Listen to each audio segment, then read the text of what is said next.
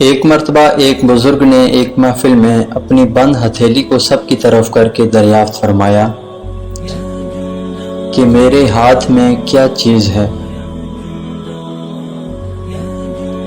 کچھ نے جواب دیا کہ شاید آپ کے ہاتھ میں ہیرے جواہرات ہیں۔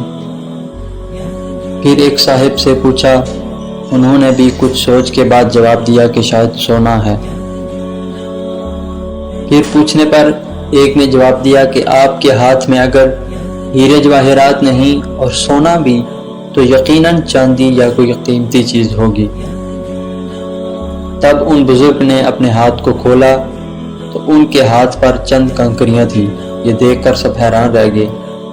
ارشاد کیا کہ عورت کی مثال اس بند مٹھی کی طرح ہے، اگر وہ بند ہے یعنی باپردہ ہے تو ہیرے جواہرات سونا چاندی اور اس کی بیش بہا قیمت ہے، لیکن اگر وہ مٹھی کی طرح کھل جائے یعنی بے پردہ ہو جائے تو وہ بے وقت پتھر اور کنکریوں کی مانند ہے، جس کی کوئی عزت اور قیمت نہیں۔